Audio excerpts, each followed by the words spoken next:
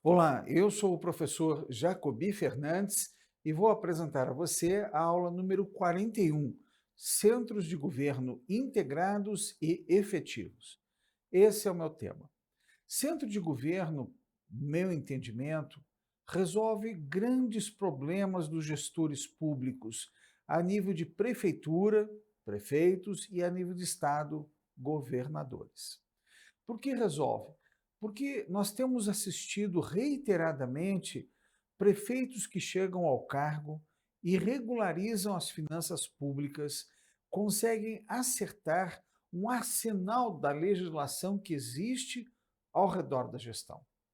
É limite para aplicação com educação, com saúde, administração dos fundos, FPM, e uma série de fatores faz com que o prefeito que quer executar bem o orçamento se preocupe muito com isso.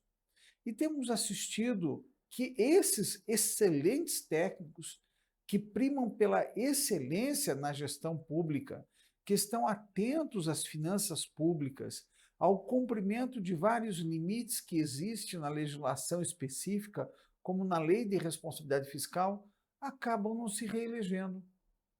E aí você encontra um outro conjunto de políticos que acabam se elegendo e acabam acabando com as finanças públicas. Compras superfaturadas, ultrapassam os limites e acabam tendo problemas com os órgãos de controle. Na verdade, todo o esforço que hoje existe na legislação é para a execução das políticas públicas e a desigualdade e a redução das desigualdades regionais. Então, a gente tem um cenário extremamente complexo hoje para a administração pública, inclusive com a nova lei de licitações e contratos, que acabou exigindo instrumentos antes não existentes. Além disso, existe um problema crônico de comunicação no governo. A Secretaria de Comunicação fala alguma coisa, mas uma fonte do governo me assegurou. E aí há uma desincronia na comunicação. O objetivo da nossa aula de hoje, dentro do primeiro ciclo de capacitação de gestores públicos e privados, é apresentar o papel do centro de governo na gestão estratégica de contratos e licitações. Para fazer isso, eu construí um material específico para este curso e agora apresento para você. Aí está a minha qualificação, sou mestre em Direito Público pela Universidade Federal de Pernambuco, advogado, professor de Direito Administrativo e no serviço público exerci as funções na magistratura, no Ministério Público e como conselheiro do Tribunal de Contas, cargo no qual não me aposentei. Então, hoje advogo e sou professor. Pensando como alta administração, o papel do governo o papel de centro de governo na gestão estratégica de contratos e licitações. É o nosso tema. Os temas abordados é centro de governo, como a lei tratou este tema, as inovações que ocorreram, a centralização das informações, a centralização de procedimentos de aquisição, a centralização das licitações, perguntas pertinentes, e aí nós vamos apresentar a você uma figura de avaliação de 360 graus e uma estrutura sistêmica. Esse será o objeto das nossas 3 aulas de hoje, em torno de 20 minutos cada uma, tá ok? 20 minutos para você não se cansar. Centro de governo. Na lei está tratado o tema governança. Como a lei tratou esse tema? Ela tratou no artigo 11. O artigo 11, especificamente, é uma grande inovação e eu considero que esse é o papel de licitações e contratos dentro do centro de governo. Então, vamos lá. Quem estiver responsável pela área de licitações e contratos no governo tem que ter o artigo 11 como linha de partida. O processo licitatório tem por objetivos assegurar a seleção da proposta apta a gerar o resultado da contratação mais vantajoso para a administração pública, inclusive no que se refere ao ciclo de vida do objeto. 2 pontos não pensados. Antes era menor preço, aqui é apta a gerar o resultado da contratação mais vantajoso. E o outro ponto é o ciclo de vida do objeto. Então não adianta nada nós comprarmos barato alguma coisa que não tem durabilidade. Assegurar tratamento isonômico entre os licitantes, bem como a justa competição, que é isso que preocupam os proponentes da administração pública. Aqueles que oferecem proposta de administração pública esperam uma competição justa. Evitar contratações com sobrepreço ou com preços manifestamente inexequíveis e superfaturamento na execução dos contratos. Note que superfaturamento só vai ocorrer na execução do contrato. O que é superfaturar? É você fazer 10 e cobrar 100.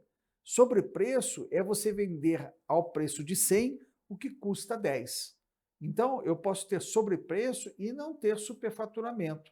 Eu estou comprando todos os objetos com sobrepreço. Mas eu posso ter superfaturamento sem ter sobrepreço. E posso ter os dois também. Né? Incentivar a inovação e o desenvolvimento nacional sustentável. A inovação não é só inovação tecnológica. O nosso amigo Luciano Reis tem um livro, Contratação de Inovações no Serviço Público. Excelente. Parágrafo único. Onde entra o centro de governo? A alta administração do órgão ou entidade é responsável pela governança das licitações e deve implementar processos e estruturas. Então, não é só o processo que eu tenho que implementar, eu tenho que implementar estrutura também, aquela caixinha do organograma. Inclusive de gestão de riscos e controles internos para avaliar, direcionar, monitorar os processos licitatórios e respectivos contratos. Qual é a finalidade? Com o intuito de alcançar os objetivos estabelecidos no caput deste artigo. Além disso, determina a governança para assegurar um ambiente íntegro e confiável. Assegurar o alinhamento das contratações ao plano estratégico e às leis orçamentárias e promover eficiência, efetividade e eficácia em suas contratações. Note que aqui nós temos a figura do centro de governo. Por quê? Porque o alinhamento ao plano estratégico de todas as contratações e licitações e contratações sem licitação, tudo isso alinhado ao planejamento estratégico e assegurado esse alinhamento das contratações. Além disso, num ambiente íntegro e confiável, eu tenho a governança. E nós colocamos no quadro, à esquerda você encontra uma imagem em que a gente tem o plano plurianual, que começa a vigorar no segundo ano do mandato do chefe do Poder Executivo.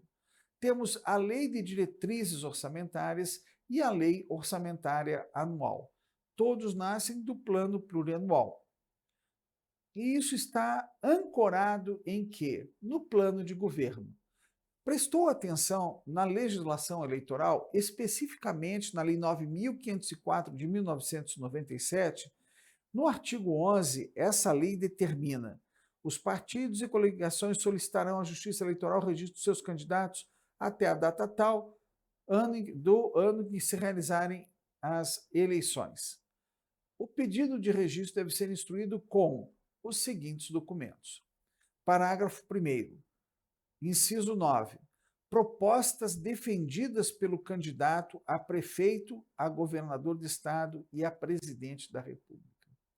Então, se um candidato a chefe do Poder Executivo oferece uma proposta e registra ela na Justiça Eleitoral, no segundo ano do seu mandato, essas propostas hão de estar registradas no plano plurianual. Estarão lá inseridas como metas de governo. Se eu digo que vou reduzir a mortalidade infantil na gestão e sou um prefeito, no plano plurianual deverá estar quantificada essa meta, eu vou reduzir em 20%, e todo esforço orçamentário, financeiro, de licitação e de contratos estarão coerentes com o que estava no meu plano de governo. Aí eu consigo alinhar o técnico com o político. Eu vou ter um gestor que prometeu e que na prática cumpriu, porque ele aliou as duas ferramentas. E qual é o local em que esse alinhamento ocorrerá? É no centro de governo.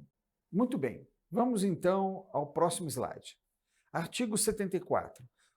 da Constituição Federal. Os poderes legislativo, executivo e judiciário manterão de forma integrada sistema de controle interno com a finalidade de avaliar o cumprimento das metas previstas no plano plurianual, a execução de programas e dos orçamentos. Então, há uma coerência entre o que exige a lei de licitações e contratos, o que coloca a lei eleitoral e depois o que vai estabelecer a Constituição Federal.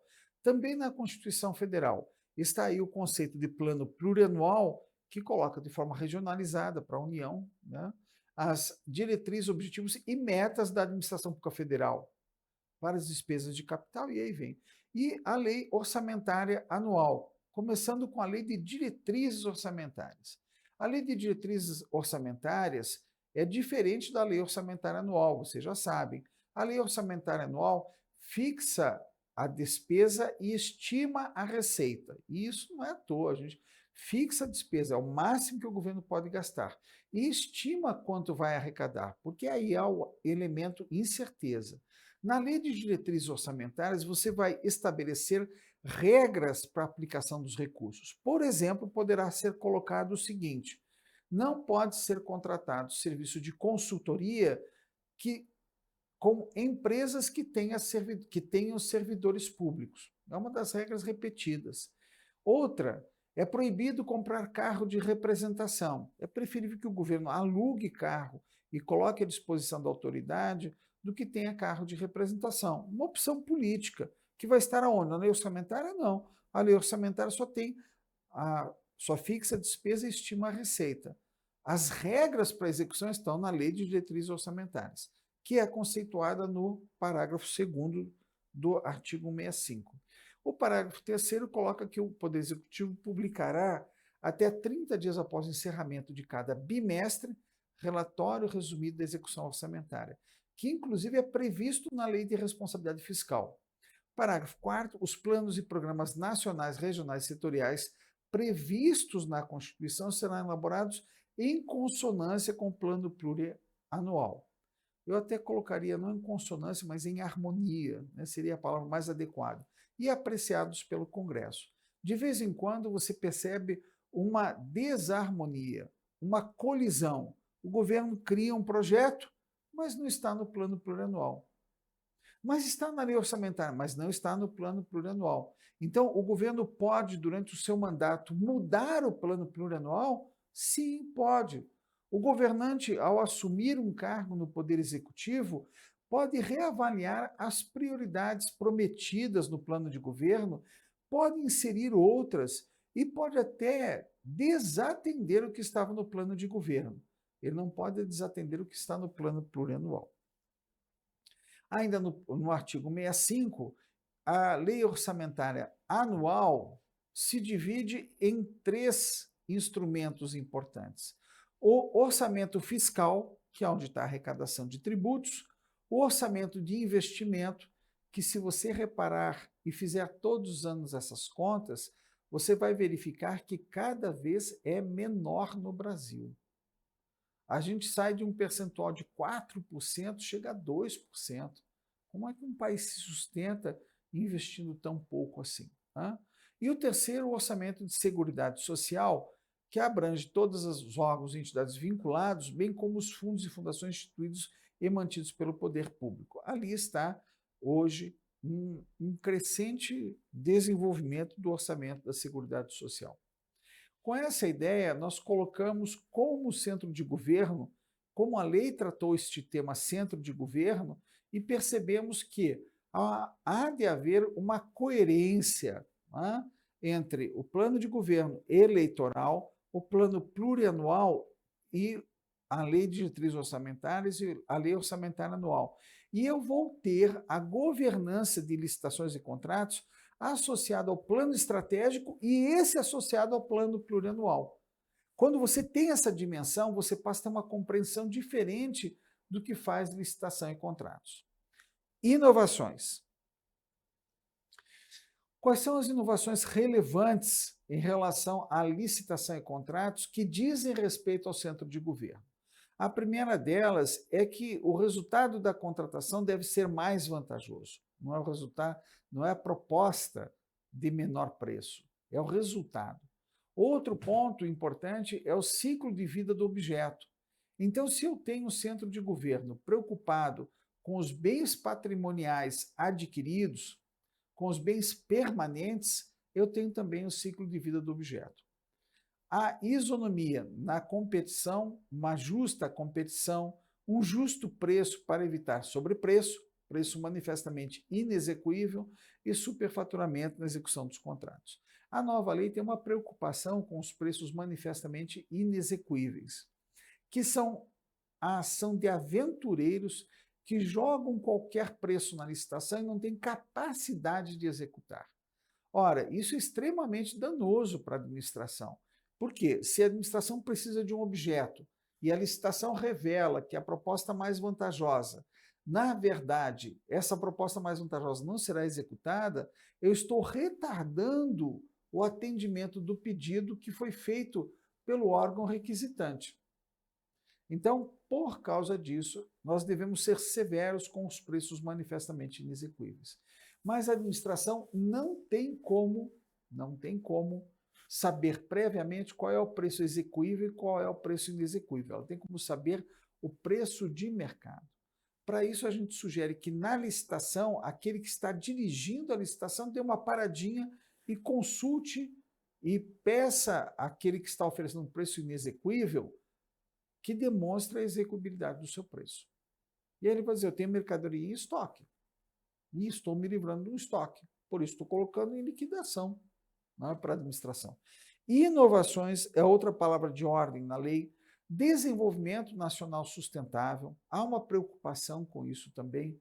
Há uma responsabilidade pela governança, que nós acabamos de considerar. Há um dever de implementar processos e estruturas para inclusive de gestão de riscos, controles internos para avaliar, direcionar e monitorar os processos licitatórios e os respectivos contratos, com o intuito de alcançar os objetivos estabelecidos no caput do artigo 11, promover um ambiente íntegro e confiável, assegurar o alinhamento das contratações ao planejamento estratégico e às leis orçamentárias. Então, esse é o conjunto de inovações que a lei traz. Na próxima aula, nós vamos então tratar a respeito da centralização das informações, que diz respeito também ao centro de governo.